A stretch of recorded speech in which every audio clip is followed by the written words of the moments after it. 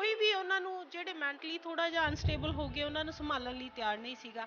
ਜਾਂ ਜਿਹੜੇ ਕਿਸੇ ਦਾ ਐਕਸੀਡੈਂਟ ਹੋ ਗਿਆ ਹਸਪੀਟਲ ਇਹ ਕਹਿ ਕੇ ਇਨਕਾਰ ਕਰ ਦਿੰਦੇ ਸੀਗੇ, ਕਿਉਂਕਿ ਸਾਡੇ ਆਪੋਜ਼ਿਟ ਸਿਵਲ ਹਸਪੀਟਲ ਹੀ ਸ਼ਾਪ ਸੀਗੀਆਂ, ਕਿ ਵੀ ਇਹਨਾਂ ਦੇ ਨਾਲ ਕੋਈ ਹੋਏਗਾ ਤਾਂ ਇਲਾਜ ਅਸੀਂ ਕਰ ਸਕਦੇ ਹਾਂ, ਇਹਨਾਂ ਵਾਸਤੇ ਮੈਡੀਸਨ ਚਾਹੀਦੀ ਹੈ, ਨਾ CT ਸਕੈਨ ਕਰਾਉਣਾ ਹੈ, ਐਕਸਰੇ ਕਰਾਉਣਾ ਹੈ, ਕੌਣ ਕਰਵਾਏਗਾ, ਕੌਣ ਹੈਲਪ ਕਰੇਗਾ, ਇਹ ਜੇ ਬੈੱਡ ਤੇ ਹੈਗੇ ਆ ਇਹਨਾਂ ਦਾ ਟੱਟੀ ਪਿਸ਼ਾਬ ਕੌਣ ਸਾਫ਼ ਕਰੇਗਾ, ਕੌਣ ਇਹਨਾਂ ਦੀ ਉਠਾਉਣ 'ਚ ਇਹਨਾਂ ਬਿਠਾਉਣ 'ਚ ਦੀ ਹੈਲਪ ਕਰੇਗਾ।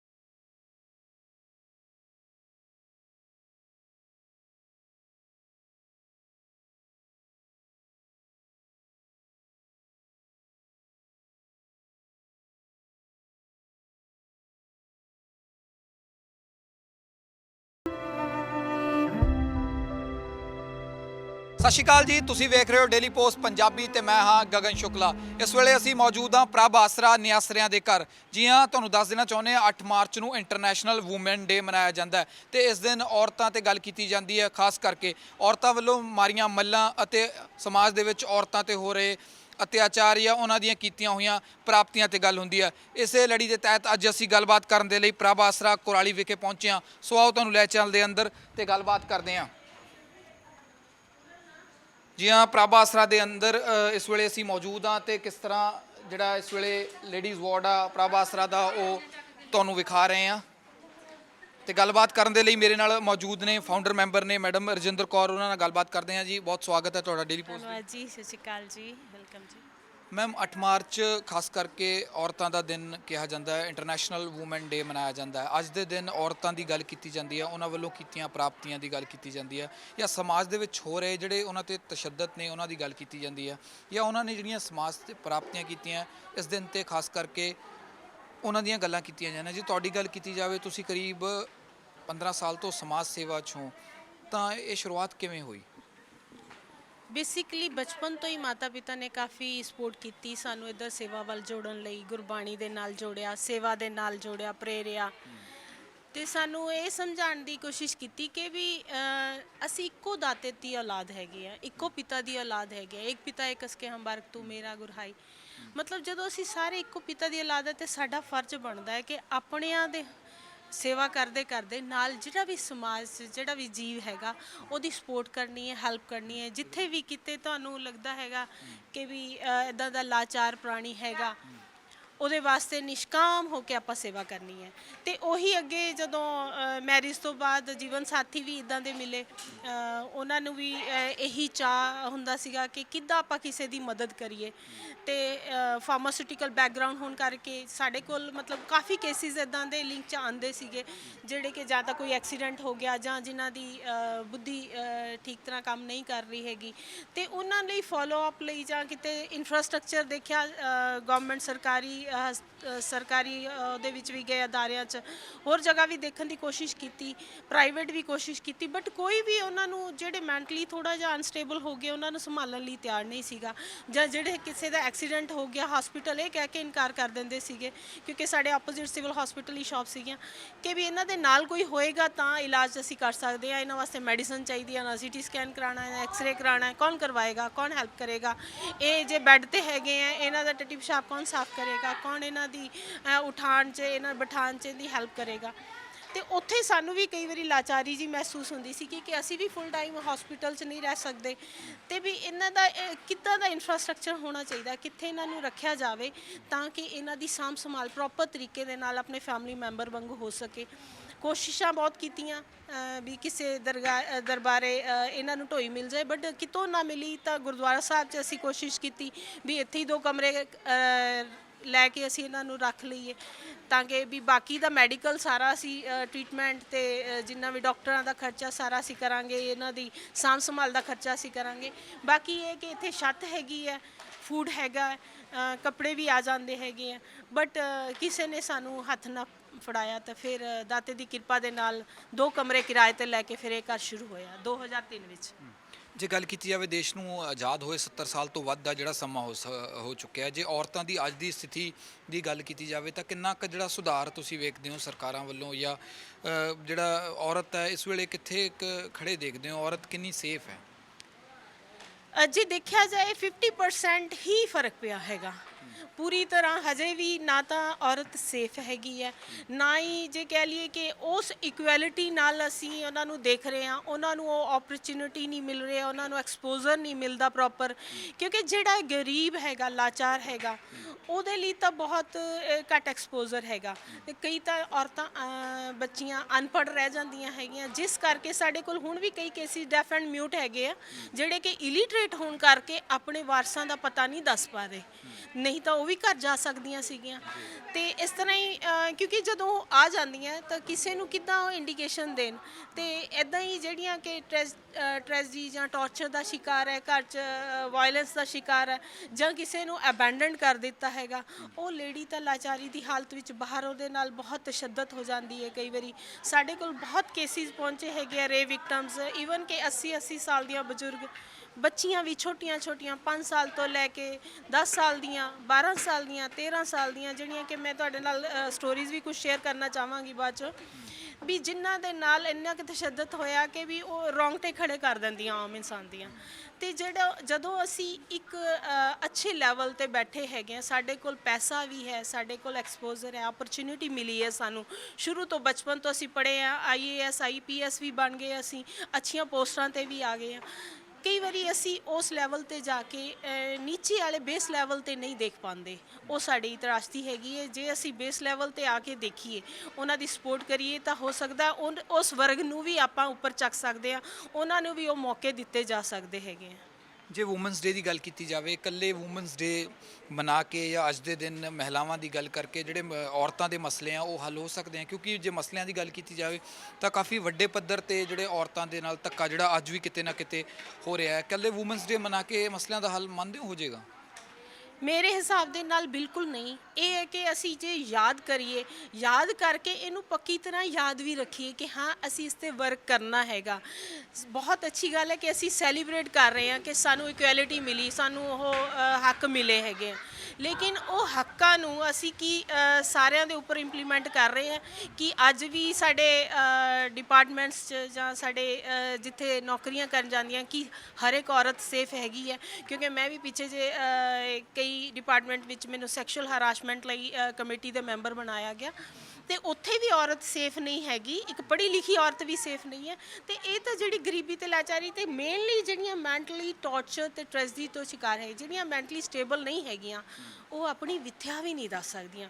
ਉਹਨਾਂ ਨਾਲ ਕਈ ਵਾਰ ਇੰਨਾ ਕੁ ਧੱਕਾ ਹੋ ਜਾਂਦਾ, ਜਾਂ ਉਹ ਛੋਟੀਆਂ ਬੱਚੀਆਂ, ਸਾਡੇ ਕੋਲ ਕੁਝ ਕੇਸ ਇੱਦਾਂ ਦੇ ਆਏ ਹੈਗੇ ਆ, ਜਿਹੜੀ ਇੱਕ 5 ਸਾਲ ਦੀ ਬੱਚੀ ਆ, ਉਹਦੇ ਪਿਤਾ ਵੱਲੋਂ ਹੀ ਰੇਪ ਹੋਇਆ, 3 ਸਾਲ ਦੀ ਸੀ ਜਦ ਤੋਂ ਉਹਦੇ ਨਾਲ ਰੇਪ ਹੋਣਾ ਸ਼ੁਰੂ ਹੋ ਗਿਆ, ਤੇ ਉਹਨੂੰ ਖੁਦ ਨੂੰ ਨਹੀਂ ਪਤਾ ਕਿ ਵੀ ਰੇਪ ਹੁੰਦਾ ਕੀ ਹੈ। ਉਹਨੂੰ ਲੱਗਦਾ ਕਿ ਇਹ ਆਮ ਜਿਹੀ ਗੱਲ ਹੈਗੀ ਹੈ ਨਾ, ਇਹ ਹੁੰਦਾ ਹੀ ਹੈ। ਤੇ ਉਹ ਜਦੋਂ ਆਈ ਹੈ ਤੇ ਸਾਡੇ ਕੋਲ ਆ ਕੇ ਬਹੁਤ ਰੋ ਰਹੀ ਹੈ ਵੀ ਮੈਨੂੰ ਆਪਣੇ ਫਾਦਰ ਕੋਲ ਜਾਣਾ ਹੈ, ਕਿਉਂਕਿ ਮਦਰ ਹੈ ਨਹੀਂ ਹੈ, ਤੇ ਇੱਕ ਫਾਦਰ ਹੀ ਹੈ, ਬਟ ਫਾਦਰ ਕੋਲ ਜਾਣਾ। ਉਹਨੂੰ ਕੌਣ ਦੱਸੇਗਾ ਕਿ ਇਹ ਤੇਰੇ ਨਾਲ ਧੱਕਾ ਹੋ ਰਿਹਾ, ਕਿਉਂਕਿ ਉਸਨੂੰ ਇੰਨੀ ਹੋਸ਼ ਹੀ ਨਹੀਂ ਹੈ, ਉਹ ਛੋਟੀ ਜੀ ਬੱਚੀ ਹੈ। ਤੇ ਇਸ ਤੋਂ ਇਲਾਵਾ ਸਾਡੇ ਕੋਲ 12 ਸਾਲ ਦੀ ਇੱਕ ਬੱਚੀ ਆਈ ਜਿਹੜੀ ਕਿ ਪਿਤਾ ਵੱਲੋਂ ਰੇਪ ਹੁੰਦਾ ਰਿਹਾ, ਤੇ ਉਹ ਪ੍ਰੈਗਨੈਂਟ ਹਾਲਤ ਵਿੱਚ ਸਾਡੇ ਕੋਲ ਪਹੁੰਚਾਈ ਗਈ। ਤੇ ਜਦੋਂ ਉਸ ਦੀ ਪ੍ਰੈਗਨੈਂਸੀ ਦੀ ਹਾਲਤ ਵਿੱਚ ਉਹਨੂੰ ਪੇਨ ਸ਼ੁਰੂ ਹੋਏ, ਤਾਂ ਉਹ ਪੇਨ ਝੱਲ ਨਹੀਂ ਸਕੀ, ਔਨ ਦ ਵੇ ਹੀ ਉਹਨੂੰ ਦੌਰੇ ਪੈਣੇ ਸ਼ੁਰੂ ਹੋ ਗਏ, ਤੇ ਉਹ ਕੋਮਾ ਵਿੱਚ ਚਲੀ ਗਈ। ਉਹਦੇ ਵਿੱਚ ਹੀ ਉਹਦਾ ਆਪਰੇਸ਼ਨ ਹੋਇਆ, ਬੱਚਾ ਡਿਲੀਵਰ ਕੀਤਾ ਗਿਆ। ਲੇਕਿਨ ਉਸ ਨੂੰ ਕੁਝ ਦਿਨਾਂ ਬਾਅਦ ਜਾ ਕੇ ਵੀ ਇਹ ਜਦੋਂ ਤਕਰੀਬਨ 22-23 ਦਿਨਾਂ ਬਾਅਦ ਹੋਸ਼ ਆਈ ਉਹਨੂੰ, ਮਤਲਬ ਇਹ ਨਹੀਂ ਸੀ ਪਤਾ ਕਿ ਉਹ ਲੜਕੀ ਬਚ ਜਾਏਗੀ ਕਿ ਨਹੀਂ ਬਚ ਜਾਏਗੀ, ਤੇ ਉਹਨੂੰ ਕਿਸੇ ਨੇ ਨਹੀਂ ਦੱਸਿਆ ਕਿ ਉਹਦੇ ਬੱਚਾ ਹੋਇਆ। ਠੀਕ ਹੈ, ਉਹਦੀ ਇੱਜ਼ਤ ਵਾਸਤੇ, ਉਹਦਾ ਸਾਰੇ ਉਹਦੇ ਵਾਸਤੇ ਉਹਨੂੰ ਅਲੱਗ ਤੋਂ ਇੱਦਾਂ ਇਨਵਾਇਰਨਮੈਂਟ 'ਚ ਰੱਖਿਆ ਗਿਆ, ਲੇਕਿਨ ਇਹ ਛੋਟੀਆਂ ਬੱਚੀਆਂ ਜਿਹੜੀ ਕਿ ਆਪ ਹੀ ਬੱਚੀ ਖੇਲਣ ਯੋਗ ਹੈਗੀ ਹੈ, ਜਿਸ ਨੂੰ ਖੇਲਣ ਲਈ ਓਪਰਚੁਨਿਟੀ ਮਿਲਣੀ ਚਾਹੀਦੀ ਹੈ, ਪੜ੍ਹਨ ਲਈ ਓਪਰਚੁਨਿਟੀ ਮਿਲਣੀ ਚਾਹੀਦੀ ਹੈ, ਉਸ ਨੂੰ ਇਸ ਲੈਵਲ ਤੱਕ ਤਸ਼ੱਦਦ ਕੀਤਾ ਗਿਆ। ਉਹ ਵੀ ਘਰਾਂ 'ਚ ਹੀ ਬੱਚੇ ਸੇਫ ਨਹੀਂ ਹੈ ਤੇ ਬਾਹਰ ਕਿੱਥੇ ਸੇਫ ਹੋਣਗੇ। ਤੇ ਸਾਡੇ ਜਿਹੜੇ ਸੋਸ਼ਲ ਤੇ woman and child social department ਬਣਾਏ ਗਏ ਹੈਗੇ ਆ, ਉਹਨਾਂ ਨੂੰ ਵੀ ਮੈਂ ਬੇਨਤੀ ਕਰਨਾ ਚਾਹਾਂਗੀ ਕਿ ਸਾਡੇ ਕੋਲ ਇਸ ਵਕਤ ਜੇ ਅਸੀਂ ਪੰਜਾਬ ਵਿੱਚ ਵੀ ਦੇਖੀਏ ਕਿ ਸਾਨੂੰ ਕੋਈ ਇਨਫਰਾਸਟ੍ਰਕਚਰ ਹੀ ਨਹੀਂ ਲੱਭਦਾ ਜਿੱਥੇ ਇੱਕ ਚੈਲੰਜਡ ਮਦਰ ਜਾਂ ਇੱਕ ਟ੍ਰੈਜਡੀ ਜਾਂ ਟੌਰਚਰ ਤੋਂ ਸ਼ਿਕਾਰ ਹੋਈ ਮਾਤਾ ਆਪਣੇ ਕਿਸੇ ਬੱਚੇ ਦੇ ਨਾਲ ਕਿਤੇ ਰਹਿ ਸਕਦੀ ਹੈ, ਜਾਂ ਇਸ ਤਰ੍ਹਾਂ ਦੀ ਰੇਪ ਵਿਕਟਮ ਉੱਥੇ ਜਾ ਸਕਦੀ ਹੈਗੀ ਹੈ, ਜਾਂ ਫਿਰ ਜਿਸ ਦੇ ਨਾਲ ਕਿ ਧੱਕਾ ਵੀ ਹੋ ਰਿਹਾ ਤੇ ਇੱਕ ਬੱਚੇ ਨੂੰ ਫੀਡ ਵੀ ਦੇ ਰਹੀ ਹੈਗੀ ਹੈ, ਵੀ ਉਹ ਦੋਨੋਂ ਕਿਤੇ ਇਕੱਠੀਆਂ ਰੱਖੀਆਂ ਜਾ ਸਕਦੀਆਂ। ਤੇ ਇਹ ਕਦੋਂ ਬਣਨਗੇ ਹੈਲਪਲਾਈਨਸ, ਕਦੋਂ ਬਣਨਗੀਆਂ? ਇਹ ਇਦਾਂ ਦੀਆਂ ਹੈਲਪਲਾਈਨ ਸਰਕਾਰ ਵੱਲੋਂ ਜਿਹੜੀਆਂ ਬਣਾਈਆਂ ਗਈਆਂ ਔਰਤਾਂ ਦੀ ਸੁਰੱਖਿਆ ਦੇ ਲਈ, ਅਗਰ ਕੋਈ ਦਿੱਕਤ ਆਉਂਦੀ ਹੈ ਸਰਕਾਰ ਕਹਿੰਦੀ ਹੈ ਹੈਲਪਲਾਈਨ ਨਾਲ ਸੰਪਰਕ ਕਰੋ, ਜਿਹੜੀ ਤੁਹਾਡੀ ਮੁਸ਼ਕਿਲ ਆ ਉਹਦਾ ਹੱਲ ਹੋਊਗਾ, ਫਿਰ ਵੀ ਕਿਉਂ? ਦੇਖੋ ਜੀ, ਹੈਲਪਲਾਈਨ ਬਣੀਆਂ ਜ਼ਰੂਰ ਹੈ, ਸਾਨੂੰ ਨਹੀਂ ਲੱਗਦਾ ਕਿ ਪੂਰੀ ਉਹ ਵਰਕਿੰਗ 'ਚ ਹੈਗੀਆਂ ਜਿੱਦਾਂ ਉਹਨਾਂ ਨੂੰ ਕੰਮ ਕਰਨਾ ਚਾਹੀਦਾ। ਹੁਣ ਜੇ ਘਰ ਵਿੱਚ ਕਿਸੇ ਦੇ ਨਾਲ ਧੱਕਾ ਹੋ ਰਿਹਾ, ਇੱਕ ਕੋਈ ਫੋਨ ਕਰ ਰਿਹਾ ਹੈਗਾ, ਉਹਨੂੰ ਹਸਪੀਟਲ ਤੱਕ ਵੀ ਪਹੁੰਚਾਉਣਾ ਹੈਗਾ, ਉਹ ਸੁਸਾਈਡ ਕਰਨ ਵਾਸਤੇ ਤਿਆਰ ਬੈਠੀ ਹੈ ਤੇ ਉਹਦੇ ਵਿੱਚ ਵੀ ਨਾ ਤਾਂ ਪੁਲਿਸ ਪਹੁੰਚਦੀ ਉੱਥੇ ਟਾਈਮ ਸਿਰ, ਨਾ ਕੋਈ ਪ੍ਰੈਸ ਵਾਲਾ ਪਹੁੰਚਿਆ ਉੱਥੇ, ਨਾ ਕੋਈ ਹੋਰ ਹੈਲਪਲਾਈਨ ਵਾਲੇ ਪਹੁੰਚੇ ਹੈਗੇ ਆ, ਨਾ ਹੀ ਇੱਦਾਂ ਦਾ ਕੋਈ ਡਿਪਾਰਟਮੈਂਟ। ਉੱਥੇ ਇੱਕ ਲਾਚਾਰ ਬੇਟੀ ਕੀ ਕਰੇ, ਆਪਣੀ ਮਦਰ ਨੂੰ ਕਿੱਦਾਂ ਪਹੁੰਚਾਏ ਹਸਪੀਟਲ ਤੱਕ, ਜਿਹੜੀ ਇੰਨੀ ਕੁ ਮਤਲਬ ਹਾਈਪਰ ਹੋ ਚੁੱਕੀ ਹੈ, ਅਗਰੈਸਿਵ ਹੋ ਚੁੱਕੀ ਹੈ। ਉੱਥੇ ਸਾਡੇ ਵੱਲੋਂ ਕੋਸ਼ਿਸ਼ ਕੀਤੀ ਗਈ ਤੇ ਉਹਨੂੰ ਹਸਪੀਟਲ ਪਹੁੰਚਾਇਆ ਗਿਆ, ਬਟ ਸਾਨੂੰ ਕੁਛ ਨਾ ਕੁਛ ਇੱਦਾਂ ਦੀਆਂ ਪਾਲਿਸੀਜ਼ ਬਣਾਉਣੀਆਂ ਪੈਣੀਆਂ, ਇਨਫਰਾਸਟ੍ਰਕਚਰ ਤਿਆਰ ਕਰਨੇ ਪੈਣੇ ਹੈਗੇ ਆ ਤਾਂ ਕਿ ਇਹਨਾਂ ਦੀ ਸੇਫਟੀ ਲਈ ਇਹਨਾਂ ਦੀਆਂ ਪ੍ਰਾਇੋਰਟੀਜ਼ ਨੂੰ ਦੇਖ ਕੇ ਇਹਨਾਂ ਨੂੰ ਸੰਭਾਲਿਆ ਜਾ ਸਕੇ, ਕਿਉਂਕਿ ਬਹੁਤ ਥੋੜੀ ਜੀ ਸੰਭਾਲ ਦੇ ਨਾਲ ਇਹ ਫਿਰ ਤੋਂ ਰੀਹੈਬਿਲਿਟੇਟ ਹੋ ਜਾਂਦੀਆਂ, ਫਿਰ ਤੋਂ ਆਪਣੇ ਪੈਰਾਂ ਤੇ ਖੜਾ ਕਰਨ ਯੋਗ ਹੋ ਸਕਦੀਆਂ ਇਹਨਾਂ ਨੂੰ। ਕਿਉਂਕਿ ਇੱਕ ਵੂਮਨ ਨੂੰ ਜਦੋਂ ਅਸੀਂ ਪੂਰੀ ਤਰ੍ਹਾਂ ਐਜੂਕੇਸ਼ਨ ਵੈਲ ਐਜੂਕੇਟ ਕਰਾਂਗੇ, ਉਹਨੂੰ ਆਪਣੇ ਹੱਕਾਂ ਦਾ ਵੀ ਪਤਾ ਲੱਗੇਗਾ ਤੇ ਉਹ ਅੱਗੇ ਆਪਣੇ ਸਮਾਜ ਵਿੱਚ ਆਪਣੇ ਬੱਚਿਆਂ ਨੂੰ ਵੀ ਉਸ ਯੋਗ ਬਣਾਏਗੀ, ਤਿਆਰ ਕਰੇਗੀ ਕਿ ਉਹ ਅੱਗੇ ਆਪਣੀਆਂ ਰਾਈਟਸ ਲਈ ਫਾਈਟ ਕਰ ਸਕਦੇ ਹੈਗੇ। ਬੀਇੰਗ ਅ ਲੇਡੀ, ਤੁਸੀਂ ਕਰੀਬ ਦੱਸਿਆ ਕਿ ਕਰੀਬ 15 ਸਾਲ ਤੋਂ ਜਿਹੜਾ ਸਮਾਜ ਸੇਵਾ 'ਚ ਜਿਹੜਾ ਆਪਣਾ ਯੋਗਦਾਨ ਪਾ ਰਹੇ ਹੋ, ਕਿਸ ਤਰ੍ਹਾਂ ਦੀਆਂ ਜਿਹੜੀਆਂ ਮੁਸ਼ਕਿਲਾਂ ਦਾ ਤੁਹਾਨੂੰ ਸਾਹਮਣਾ ਕਰਨਾ ਪਿਆ ਔਰ ਕਿੱਦਾਂ ਦੇ ਜਿਹੜੇ ਹਾਲਾਤ ਨੇ, ਕੁਝ ਇੱਦਾਂ ਦੇ ਹਾਲਾਤ ਵੀ ਆ ਜਾਂਦੇ ਜੋ ਦਿਲ ਨੂੰ ਝੰਜੋੜ ਕੇ ਰੱਖ ਦਿੰਦੇ ਨੇ, ਔਰ ਇੱਕ ਔਰਤ ਹੋਣ ਦੇ ਨਾਤੇ ਤੁਸੀਂ ਕਿਵੇਂ ਇਹਨਾਂ ਦੇ ਹਾਲਾਤਾਂ ਦਾ ਸਾਹਮਣਾ ਕਰਦੇ ਹੋ? ਸਾਡੇ ਕੋਲ ਅਲੱਗ-ਅਲੱਗ, ਜਿਵੇਂ ਮੈਂ ਦੱਸਿਆ, ਬਹੁਤ ਕੇਸਿਸ ਆਉਂਦੇ ਹੈਗੇ ਆ। ਇੱਕ 13 ਸਾਲ ਦੀ ਬੱਚੀ ਸਾਡੇ ਕੋਲ ਫੁੱਲੀ ਮੈਚਿਓਰਟੀ ਪ੍ਰੈਗਨੈਂਸੀ ਤੇ ਲੈਵਲ ਤੇ ਪਹੁੰਚੀ ਤੇ ਕੁਝ ਦਿਨਾਂ ਬਾਅਦ ਹੀ ਉਹਨੇ ਆ ਕੇ ਇੱਥੇ ਬੱਚੇ ਨੂੰ ਜਨਮ ਦਿੱਤਾ ਤੇ ਬੱਚੇ ਨੂੰ ਜਨਮ ਕਿੱਦਾਂ ਸੈਜ਼ੇਰੀਅਨ ਆਪਰੇਸ਼ਨ ਨਾਲ ਦਿੱਤਾ। 13 ਸਾਲ ਦੀ ਬੱਚੀ ਦਾ ਸੈਜ਼ੇਰੀਅਨ ਆਪਰੇਸ਼ਨ ਹੋਇਆ ਤੇ ਬੱਚਾ ਬਚ ਨਹੀਂ ਸਕਿਆ ਕਿਉਂਕਿ ਬਾਹਰ ਉਹਨੂੰ ਉੱਦਾਂ ਦਾ ਮਾਹੌਲ ਨਹੀਂ ਮਿਲਿਆ ਹੈਗਾ ਤੇ ਉਹਨੂੰ ਗੁਰਦੁਆਰੇ ਵਿੱਚ ਰੱਖਿਆ ਨਹੀਂ ਗਿਆ, ਪਾਰਕ ਵਿੱਚ ਛੱਡ ਦਿੱਤਾ ਗਿਆ। ਇੱਕ ਲੈਂਗੁਏਜ ਦੀ ਪ੍ਰੋਬਲਮ ਸੀਗੀ, ਉਹਦੇ ਨਾਲ ਕੋਈ ਗੱਲਬਾਤ ਨਹੀਂ ਕਰ ਸਕਦਾ ਸੀ, ਉਹਨੂੰ ਉਹ ਓਪਰਚੁਨਿਟੀ ਨਹੀਂ ਸੀ ਮਿਲ ਰਹੀ। ਇੱਥੇ ਆ ਕੇ ਸਾਡਾ ਸਭ ਤੋਂ ਵੱਡਾ ਮਤਲਬ ਵੀ ਹੁਣ ਇੱਕ ਤਾਂ ਪਾਸੇ ਹਾਲਾਤਾਂ ਵਿੱਚ ਕਿੰਨਾ ਕੁ ਮੈਂਟਲ ਪ੍ਰੈਸ਼ਰ ਚੱਲ ਰਹੀ ਹੈਗੀ ਆ, ਉਸ ਨੂੰ ਉਹਦੇ ਵਿੱਚੋਂ ਕੱਢਣਾ ਇੱਕ ਬਹੁਤ ਵੱਡਾ ਚੈਲੰਜ। ਉਹ ਚੈਲੰਜ ਅਸੀਂ ਅਸੈਪਟ ਕਰਕੇ ਸਾਡੀ ਕੋਸ਼ਿਸ਼ ਹੁੰਦੀ ਹੈ ਕਿ ਇਹਨਾਂ ਨੂੰ ਡਾਇਵਰਟ ਕੀਤਾ ਜਾਏ, ਇਹਨਾਂ ਦਾ ਮਾਈਂਡ, ਉਹਨੂੰ ਗੇਮਸ ਵਿੱਚ ਪਾਇਆ ਗਿਆ। ਅੱਜ ਉਹ ਨੈਸ਼ਨਲ ਲੈਵਲ ਤੇ 2 ਵਾਰੀ ਗੋਲਡ ਜਿੱਤ ਚੁੱਕੀ ਹੈ ਤੇ ਸਟੇਟ ਲੈਵਲ ਤੇ ਵੀ ਕਈ ਵਾਰੀ ਗੋਲਡ ਜਿੱਤ ਚੁੱਕੀ ਹੈ ਤੇ ਅੱਗੇ ਵੀ ਸਾਨੂੰ ਆਸ ਹੈ ਕਿ ਜਿੱਤਦੀ ਰਹੇਗੀ। ਬਟ ਇਹਨਾਂ ਨੂੰ ਇਹੀ ਡਾਇਵਰਸ਼ਨ ਥੈਰੇਪੀ ਦੇਣੀ ਜ਼ਰੂਰੀ ਹੋ ਜਾਂਦੀ ਹੈ ਕਿ ਇਹ ਉਹ ਜਿਹੜੇ ਇਹਨਾਂ ਨਾਲ ਹਾਦਸੇ ਹੋਏ ਆ ਜਾਂ ਇਹਨਾਂ ਨਾਲ ਪ੍ਰੋਬਲਮਸ ਹੋਈਆਂ ਉਹਨਾਂ ਤੋਂ ਇਹਨਾਂ ਨੂੰ ਬਾਹਰ ਕੱਢਿਆ ਜਾ ਸਕੇ, ਇਹ ਬਹੁਤ ਜ਼ਰੂਰੀ ਹੈਗਾ। ਨਹੀਂ, ਇਸ ਤਰ੍ਹਾਂ ਦੇ ਹਾਲਾਤਾਂ ਦੇ ਲਈ ਸਾਡਾ ਸਮਾਜ ਕਿੰਨਾ ਜ਼ਿੰਮੇਵਾਰ ਹੈ ਕਿ ਕਿਉਂਕਿ ਕੋਈ ਵੀ ਗੱਲ ਹੋਵੇ ਉਹ ਸਮਾਜ ਤੋਂ ਹੀ ਜਿਹੜੀ ਸ਼ੁਰੂ ਹੁੰਦੀ ਹੈ, ਕਿਉਂਕਿ ਸਮਾਜ ਨੂੰ ਤੁਸੀਂ ਕਿੰਨਾ ਜ਼ਿੰਮੇਵਾਰ ਮੰਨਦੇ ਹੋ ਇਸ ਤਰ੍ਹਾਂ ਦੇ ਹਾਲਾਤਾਂ ਦੇ ਲਈ? ਦੇਖੋ, ਸਮਾਜ ਬਹੁਤ ਵੱਡਾ ਜ਼ਿੰਮੇਵਾਰੀ ਹੈਗੀ ਹੈ ਕਿ ਇਹਨਾਂ ਨੂੰ ਜੇ ਅਸੀਂ ਆਪਣੇ ਘਰ ਵਿੱਚ, ਕਿੱਥੋਂ ਸ਼ੁਰੂ ਹੁੰਦਾ ਸਮਾਜ, ਕਿੱਥੋਂ ਬਣਦਾ? ਘਰ ਤੋਂ ਬਣਦਾ, ਸਾਡੇ ਬੱਚਿਆਂ ਤੋਂ ਬਣਦਾ। ਜੇ ਇੱਕ ਮਾਤਾ ਐਜੂਕੇਟਿਡ ਹੈਗੀ ਹੈ, ਸੰਸਕਾਰੀ ਹੈਗੀ ਹੈ, ਬਾਣੀ ਨਾਲ ਜੁੜੀ ਹੋਈ ਹੈ, ਚੰਗੀ ਮਤਲਬ ਉਹਨੂੰ ਪਤਾ ਹੈ ਕਿ ਵੀ ਕਿੱਦਾਂ ਬੱਚਿਆਂ ਦੀ ਪਰਵਰਿਸ਼ ਕਰਨੀ ਹੈਗੀ ਹੈ ਤੇ ਉਹ ਸਿਖਾ ਸਕਦੀ ਹੈ ਕਿ ਬੱਚੇ ਨੂੰ ਕੀ ਗਲਤ ਹੈਗਾ, ਕੀ ਠੀਕ ਹੈਗਾ, ਉਹਨੂੰ ਸਮਝਾ ਸਕਦੀ ਹੈ। ਜਦੋਂ ਅਸੀਂ ਇੱਦਾਂ ਦੇ ਸੰਸਕਾਰ ਲੈ ਕੇ ਵੱਡੇ ਹੁੰਦੇ ਆ ਤਾਂ ਸਮਾਜ ਗੰਦਲਾ ਹੋਣ ਦਾ ਮਤਲਬ ਹੀ ਨਹੀਂ ਬਣਦਾ। ਇਸ ਕਰਕੇ ਅਸੀਂ ਆਪਣੇ ਘਰ ਤੋਂ ਸ਼ੁਰੂ ਕਰੀਏ, ਆਪਣੇ ਘਰ ਚੋਂ ਹੀ ਇਹ ਸੋਸ਼ਲ ਸਰਕਲ ਸਾਡੇ ਕਈ ਘਰਾਂ ਦਾ ਇੱਕ ਸੋਸ਼ਲ ਸਰਕਲ ਬਣ ਜਾਂਦਾ, ਉੱਥੋਂ ਇੱਕ ਸਮਾਜ ਬਣਦਾ ਹੈ। ਸਮਾਜ ਨੂੰ ਗੰਦਲਾ ਹੋਣ ਤੋਂ ਰੋਕਣ ਲਈ ਸਾਨੂੰ ਘਰੋਂ ਹੀ ਇਹ ਸ਼ੁਰੂ ਕਰਨੀਆਂ ਪੈਣੀਆਂ ਸਾਰੀਆਂ ਕੋਸ਼ਿਸ਼ਾਂ। ਦੇਸ਼ ਦੀ ਆਜ਼ਾਦੀ ਤੋਂ ਬਾਅਦ ਅੱਜ ਤੱਕ ਜਿਹੜੀਆਂ ਔਰਤਾਂ ਨੇ ਉਹ ਕਈ ਦੇਸ਼ ਦੇ ਵੱਖ-ਵੱਖ ਉੱਚ ਅਹੁਦਿਆਂ ਤੇ ਵਿਰਾਜਮਾਨ ਰਹੀਆਂ ਨੇ। ਪ੍ਰਧਾਨ ਮੰਤਰੀ ਤੋਂ ਲੈ ਕੇ ਲੋਕ ਸਭਾ ਦੇ ਅਧਿਕਸ਼ ਤੱਕ ਜਿਹੜੀਆਂ ਔਰਤਾਂ ਨੇ ਉਹ ਵਿਰਾਜਮਾਨ ਰਹੀਆਂ ਨੇ, ਪਰ ਜਿਹੜੀ ਔਰਤਾਂ ਦੀ ਸਥਿਤੀ ਹੈ ਉਹ ਅੱਜ ਵੀ ਜਿਹੜੀ ਵਧੀਆ ਨਹੀਂ ਹੈਗੀ। ਫਿਰ ਕਿਉਂ ਐਵੇਂ ਦਾ ਹੁੰਦਾ? ਕਿਉਂਕਿ ਜਦ ਤੱਕ ਤੁਸੀਂ ਲੋਕਤੰਤਰ ਦੇ ਉੱਚ ਅਹੁਦਿਆਂ ਤੇ ਵਿਰਾਜਮਾਨ ਹੋ ਕੇ ਵੀ ਜਿਹੜੀਆਂ ਔਰਤਾਂ ਦੀ ਸਥਿਤੀ ਨੂੰ ਅਗਰ ਔਰਤਾਂ ਸੁਧਾਰਨ ਦੇ ਲਈ ਜਿਹੜੇ ਯੋਗਦਾਨ ਨਹੀਂ ਦੇਣਗੀਆਂ, ਫਿਰ ਕਿਵੇਂ ਸਾਰਾ ਠੀਕ ਹੋਏਗਾ ਜੀ? ਦੇਖੋ, ਜਿਵੇਂ ਇਹਨਾਂ ਅਹੁਦਿਆਂ ਤੇ ਬੈਠ ਕੇ ਅਸੀਂ ਐਕਟ ਤਾਂ ਬਣਾ ਦਿੱਤੇ ਹੈ ਨਾ, ਲੇਕਿਨ ਐਕਟ ਨੂੰ ਇੰਪਲੀਮੈਂਟ ਕੌਣ ਕਰੇਗਾ? ਸਾਡੇ ਇਹ ਅਹੁਦੇਦਾਰ ਹੀ ਕਰਨਗੇ।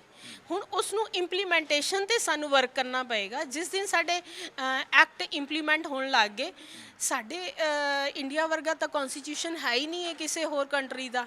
ਬਹੁਤ ਵਧੀਆ ਕਨਸਟੀਟਿਊਸ਼ਨ ਹੈ, ਅਸੀਂ ਬਹੁਤ ਕੋਸ਼ਿਸ਼ ਕਰਕੇ ਇਹਨੂੰ ਬਣਾਇਆ ਹੈਗਾ, ਲੇਕਿਨ ਜਿਸ ਦਿਨ ਉਹ ਐਕਟ ਕੀ ਕਹਿੰਦੇ ਆ ਕਿ ਪ੍ਰੋਪਰ ਇਹਨਾਂ ਵਾਸਤੇ ਇਨਫਰਾਸਟ੍ਰਕਚਰ ਤਿਆਰ ਹੋਣੇ ਚਾਹੀਦੇ ਆ, ਇਹਨਾਂ ਨੂੰ ਹੈਲਥ, ਹਾਈਜੀਨ ਤੇ ਐਜੂਕੇਸ਼ਨ ਦੀਆਂ ਪੂਰੀਆਂ ਓਪਰਚੁਨਿਟੀਜ਼ ਮਿਲਣੀਆਂ ਚਾਹੀਦੀਆਂ, ਬਰਾਬਰ ਦੇ ਹੱਕ ਮਿਲਣੇ ਚਾਹੀਦੇ, ਉਹ ਹਜੇ ਵੀ ਉਹ ਸਮਾਜ 'ਚ ਉਹ ਬਰਾਬਰਤਾ ਨਹੀਂ ਹੈਗੀ। ਇਹਨਾਂ ਨੂੰ ਉਹੀ ਘਰਾਂ ਵਿੱਚ ਇਹਨਾਂ ਨੂੰ ਅਵੇਅਰਨੈਸ, ਐਜੂਕੇਸ਼ਨ ਸਾਨੂੰ ਦੇਣੀ ਪਏਗੀ ਕਿ ਭਾਈ ਤੁਸੀਂ ਆਪਣੀਆਂ ਬੱਚੀਆਂ ਨੂੰ ਪਾਲੋ, ਪੋਸੋ, ਵੱਡਾ ਕਰੋ, ਹੈ ਨਾ। ਇਹ ਨਹੀਂ ਹੈ ਕਿ ਸਾਡੇ ਜਿਵੇਂ ਕ੍ਰੈਡਲਸ ਵਿੱਚ ਬੱਚੀਆਂ ਨੂੰ ਸੁੱਟ ਜਾਂਦੇ, ਇੱਦਾਂ ਸੁੱਟ ਕੇ ਜਾਓ। ਉਹਨਾਂ ਨੂੰ ਪਾਲ ਪੋਸ ਕੇ ਵੱਡਾ ਕਰੋ, ਉਹਨੂੰ ਪੜ੍ਹਾਓ, ਲਿਖਾਓ, ਤਾਂ ਕਿ ਉਹ ਅੱਛਾ ਸਮਾਜ ਸਿਰਜ ਸਕਣ। ਅਤੇ ਇਹ ਉਹੀ ਸਾਡੇ ਇੰਪਲੀਮੈਂਟੇਸ਼ਨ 'ਤੇ ਆ ਜਾਂਦਾ ਹੈ।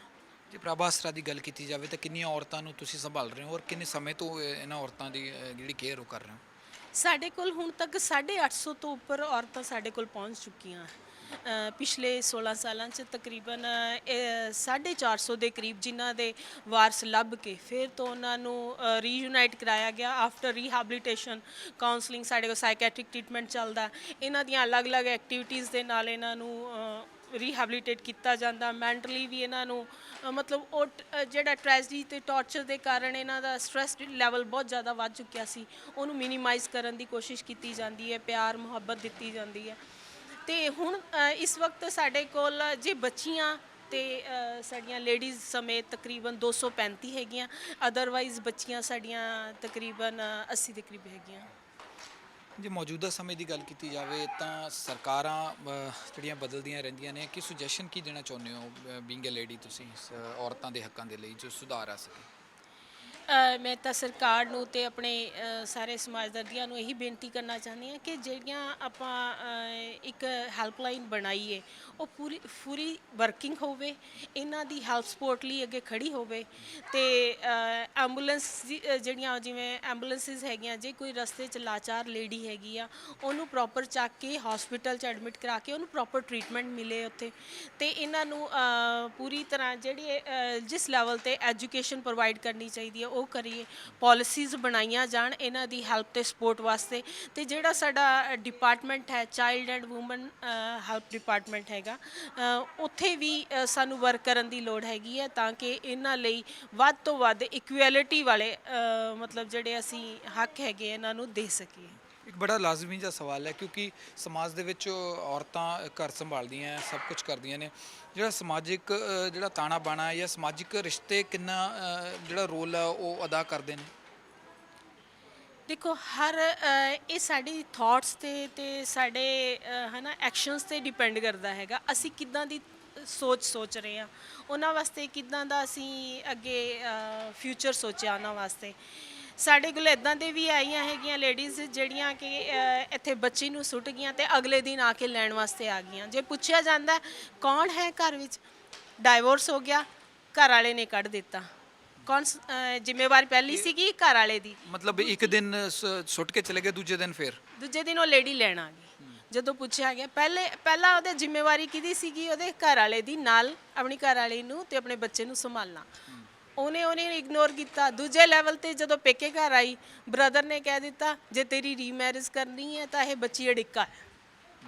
ਉਹਨਾਂ ਨੇ ਨਹੀਂ ਸੰਭਾਲਿਆ ਤੇ ਉਹ ਉਸ 'ਤੇ ਇੰਨਾ ਕੁ ਜ਼ਿਆਦਾ ਪ੍ਰੈਸ਼ਰ ਪਾਇਆ ਗਿਆ ਕਿ ਵੀ ਤੂੰ ਇਹ ਬੱਚੀ ਨੂੰ ਅਬਡਕਟ ਕਰ ਦੇ, ਇਹਨੂੰ ਸੁੱਟਿਆ ਕਿਤੇ, ਇਹਨੂੰ ਛੱਡਿਆ। ਇਹ ਤਾਂ ਸ਼ੁਕਰ ਹੈ ਚਲੋ ਕ੍ਰੈਡਲ 'ਚ ਪਾ ਗਈ। ਅਗਲੇ ਦਿਨ ਜਦ ਲੈਣ ਆਈਏ ਕਿਉਂਕਿ ਉਹਦੇ ਵਿੱਚ ਮਮਤਾ ਹੈ, ਪਿਆਰ ਹੈ, ਲਗਾਵ ਹੈ ਆਪਣੀ ਬੱਚੀ ਦੇ ਨਾਲ। ਤੇ ਇਹ ਚੀਜ਼ਾਂ ਮਤਲਬ ਅੰਦਰੋਂ ਇੱਕ ਮਾਂ ਨੂੰ ਮਤਲਬ ਗੋਡ ਵੱਲੋਂ ਗਿਫਟਡ ਹੈਗੀਆਂ। ਤੇ ਜੇ ਹਰ ਇੱਕ ਮਾਂ ਦੇ ਵਿੱਚ ਇੰਨੀ ਹਿੰਮਤ ਨਹੀਂ ਹੈਗੀ, ਜੇ ਅਸੀਂ ਹਿੰਮਤ ਰੱਖਾਂਗੀਆਂ ਤਾਂ ਹੀ ਅਸੀਂ ਆਪਣੇ ਬੱਚਿਆਂ ਨੂੰ ਪਾਲ ਸਕਦੀਆਂ, ਚੰਗੇ ਸੰਸਕਾਰ ਦੇ ਸਕਦੀਆਂ। ਇਹ ਸਾਨੂੰ ਇਹ ਰਿਸ਼ਤੇ ਦੇ ਤਾਣੇ ਬਾਣੇ ਹੈ ਨਾ, ਇਹ ਬਹੁਤ ਵੱਡਾ ਰੋਲ ਅਦਾ ਕਰਦੇ ਹੈ। ਬਟ ਇੱਥੇ ਮਤਲਬ ਸਾਡੇ ਰਿਸ਼ਤੇਦਾਰਾਂ ਨੂੰ ਕਿਆ ਸਾਡੇ ਸਮਾਜ ਨੂੰ ਇਹ ਸਮਝਣਾ ਪਵੇਗਾ ਕਿ ਇਹ ਜਨਨੀ ਹੈਗੀ ਹੈ, ਜਗ ਜਨਨੀ ਹੈਗੀ ਹੈ। ਗੁਰੂ ਨਾਨਕ ਦੇਵ ਜੀ ਨੇ ਤਾਂ ਪਹਿਲਾਂ ਹੀ ਇੰਨੀਆਂ ਵੱਡੀਆਂ ਇਕੁਐਲਿਟੀ ਦੀਆਂ ਗੱਲਾਂ ਕਰ ਦਿੱਤੀਆਂ ਲੇਡੀ ਵਾਸਤੇ। ਤੇ ਇਹ ਸਾਨੂੰ ਸਮਝ ਕੇ ਇਹ ਤਾਣੇ ਬਾਣੇ ਨੂੰ ਇੱਕ ਸੁਧਾਰ ਵਿੱਚ ਲਿਆਉਣਾ ਪਏਗਾ, ਉਸ ਲੈਵਲ ਤੇ ਲਿਆਉਣਾ ਪਏਗਾ ਕਿ ਅਸੀਂ ਇਹਨਾਂ ਵਾਸਤੇ ਪ੍ਰੋਪਰ ਜਿਹੜਾ ਵੀ ਇਹਨਾਂ ਦੇ ਬਣਦੇ ਹੱਕ ਹੈ ਇਹਨਾਂ ਨੂੰ ਦਈਏ।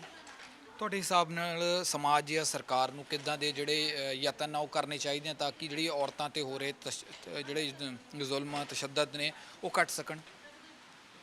ਦੇਖੋ ਸਮਾਜ ਵਿੱਚ ਤਾਂ ਸਭ ਤੋਂ ਪਹਿਲਾਂ ਹੈ ਕਿ ਵੀ ਜੇ ਕੋਈ ਲੇਡੀ ਅਨਸੇਫ ਲੱਗਦੀ ਹੈ, ਬਿਨਾਂ ਦੇਰੀ ਜਿਹੜੀਆਂ ਹੈਲਪਲਾਈਨਸ ਹੈਗੀਆਂ ਉਹਨਾਂ ਤੇ ਇਨਫੋਰਮ ਕਰਨ, ਹੈ ਨਾ, ਪੁਲਿਸ ਨੂੰ ਇਨਫੋਰਮ ਕਰਨ।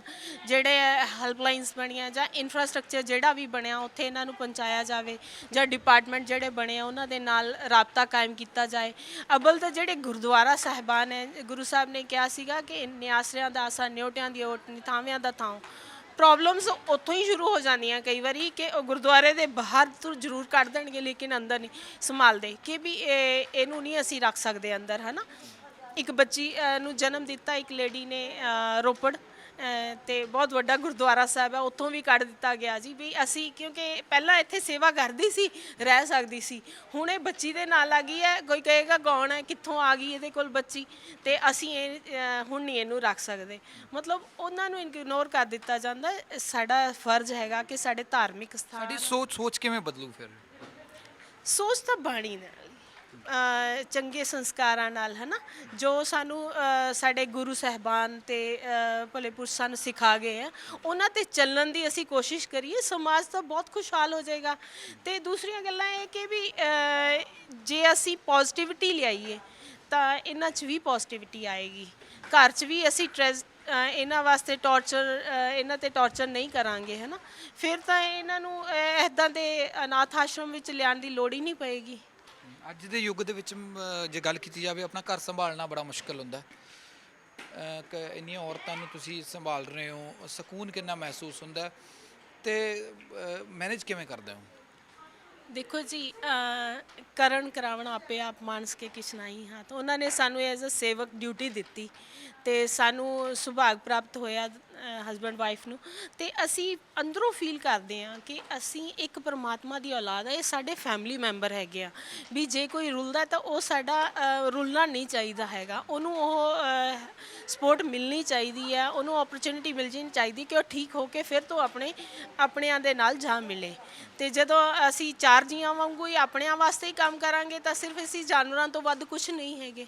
ਤੇ ਇਸੇ ਕੋਸ਼ਿਸ਼ ਵਿੱਚ ਅਸੀਂ ਲੱਗੇ ਹਾਂ ਕਿ ਵੀ ਅਸੀਂ ਇਹਨਾਂ ਨੂੰ ਆਪਣੇ ਪਰਿਵਾਰਕ ਮੈਂਬਰਾਂ ਵਾਂਗੂ, ਇਹ ਤਾਂ ਸੰਗਤ ਦੇ ਸਹਿਯੋਗ ਤੇ ਦਾਤਾ ਦੀ ਕਿਰਪਾ ਦੇ ਨਾਲ ਹੀ ਇਹ ਪ੍ਰਭ ਆਸਰਾ ਕੰਮ ਕਰ ਰਿਹਾ ਹੈ। ਜਾਂਦੇ ਜਾਂਦੇ ਕੁਝ ਸਾਡੇ ਸਰੋਤਿਆਂ ਨੂੰ ਵੂਮਨ ਇੰਟਰਨੈਸ਼ਨਲ ਡੇ ਤੇ ਸੰਦੇਸ਼ ਦੇਣਾ ਚਾਹੁੰਦੇ ਹੋ? ਮੈਂ ਸਭ ਨੂੰ ਵਧਾਈਆਂ ਦਿੰਦੀ ਹਾਂ ਕਿ ਸਾਨੂੰ ਬਹੁਤ ਹੱਕ ਤਾਂ ਮਿਲੇ ਆ ਇਕੁਐਲਿਟੀ ਦੇ ਤੇ ਹੋਰ ਓਪਰਚੁਨਿਟੀਜ਼ ਮਿਲੀਆਂ, ਲੇਕਿਨ ਅਸੀਂ ਆਪਣੇ ਤੋਂ ਨੀਚਿਆਂ ਵਾਲਿਆਂ ਨੂੰ ਵੀ ਦੇਖੀ, ਜਿਹੜੇ ਸਾਡੇ ਤੋਂ ਨੀਵੇਂ ਲੈਵਲ ਤੇ ਰਹਿ ਰਹੇ ਆ, ਕਿ ਅਸੀਂ ਜੇ ਆਪਣੇ ਦਸਵੰਧ ਵਿੱਚੋਂ ਥੋੜਾ ਵੀ ਪੈਸਾ ਇਹਨਾਂ ਤੇ ਲਗਾਈਏ ਤੇ ਇਹ ਬਹੁਤ ਵੱਡੇ ਇਨਫਰਾਸਟ੍ਰਕਚਰ ਆਪਾਂ ਕ੍ਰੀਏਟ ਕਰ ਸਕਦੇ ਹੈਗੇ ਆ। ਇਹਨਾਂ ਵਾਸਤੇ ਹੈਲਪਲਾਈਨਸ ਕ੍ਰੀਏਟ ਕਰ ਸਕਦੇ ਆ, ਇਹਨਾਂ ਲਈ ਓਪਰਚੁਨਿਟੀਜ਼ ਕ੍ਰੀਏਟ ਕਰ ਸਕਦੇ ਆ। ਤੇ ਜੇ ਅਸੀਂ ਬਜ਼ੁਰਗਾਂ ਲਈ, ਵੱਡਿਆਂ ਲਈ ਐਜੂਕੇਸ਼ਨ ਦੀ ਪ੍ਰੋਵੀਜ਼ਨ ਕਰੀਏ ਤਾਂ ਇਹਨਾਂ ਨੂੰ ਫਿਰ ਤੋਂ ਮਤਲਬ ਉਹ ਹੱਕ ਮਿਲ ਸਕਦੇ ਆ। ਬਿਕੋਜ਼ ਇਹਨਾਂ ਵਿੱਚੋਂ ਬਹੁਤ ਇੱਦਾਂ ਦੇ ਜਿਹੜੇ ਕਿ ਪੜ੍ਹੇ ਲਿਖੇ ਨਹੀਂ ਹੈਗੇ, ਤਾਂ ਇਸ ਕਰਕੇ ਆਪਣੇ ਬਾਰੇ ਦੱਸ ਹੀ ਨਹੀਂ ਪਾ ਰਹੇ ਕਿ ਅਸੀਂ ਘਰ ਕਿੱਥੇ ਜਾਣਾ ਹੈਗਾ। ਤੇ ਕਈ ਮੇਨਲੀ ਜਿਹੜੇ ਡੈਫ ਐਂਡ ਮਿਊਟ ਹੁੰਦੇ ਆ, ਤੇ ਕੁਝ ਇੱਕ ਲੈਂਗੁਏਜਸ ਦੀ ਬਹੁਤ ਵੱਡਾ ਸਾਡੇ ਕੋਲ ਗੈਪ ਹੈਗਾ। ਤੇ ਇਸ ਨੂੰ ਖਤਮ ਕਰਨ ਲਈ ਆਪਾਂ ਵਿਜ਼ਿਟ ਕਰੀਏ ਜਿਹੜੇ ਵੀ ਇਲਾਕੇ ਦੇ ਹੈਗੇ ਆ, ਤਾਂ ਕਿ ਇਹਨਾਂ ਵਿੱਚੋਂ ਆਪਾਂ ਲੱਭ ਕੇ ਫਿਰ ਤੋਂ ਆਪਣੇ ਏਰੀਆ ਵਿੱਚ ਇਹਨਾਂ ਨੂੰ ਲਿਜਾ ਸਕੀਏ। ਬਹੁਤ ਮਿਹਰਬਾਨੀ।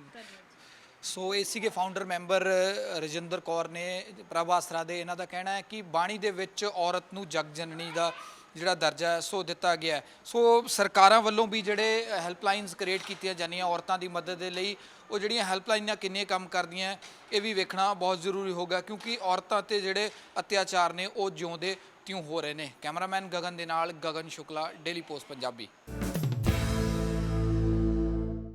ਸਤਿ ਸ਼੍ਰੀ ਅਕਾਲ। ਜੇ ਤੁਸੀਂ ਕੈਨੇਡਾ ਸਟੂਡੈਂਟ ਵੀਜ਼ੇ ਤੇ ਜਾਣਾ ਚਾਹੁੰਦੇ ਹੋ ਪਰ ਆਇਲਸ ਵਿੱਚ ਓਵਰਆਲ ਤਾਂ 6 ਆ ਗਏ, ਇੱਕ ਵਿੱਚ 5.5 ਬੈਂਡ ਕਰਕੇ ਡਰਦੇ ਹੋ, ਜਾਂ ਕੈਨੇਡਾ ਦਾ ਸਟੂਡੈਂਟ ਵੀਜ਼ਾ ਰਿਫਿਊਜ਼ ਕਰਵਾ ਬੈਠੇ ਹੋ, ਜਾਂ ਸਟੱਡੀ ਗੈਪ ਜ਼ਿਆਦਾ ਹੋਣ ਕਰਕੇ ਸੋਚਦੇ ਹੋ ਕਿ ਕਿਤੇ ਰਿਫਿਊਜ਼ਲ ਨਾ ਆ ਜਾਵੇ, ਤੇ ਅੱਜ ਹੀ ਪਿਰਾਮਿਡ ਈ ਸਰਵਿਸਿਜ਼ ਨੂੰ ਮਿਲੋ ਔਰ ਕੈਨੇਡਾ ਜਾਣ ਦੇ ਆਪਣੇ ਸੁਪਨੇ ਨੂੰ ਸਾਕਾਰ ਕਰੋ।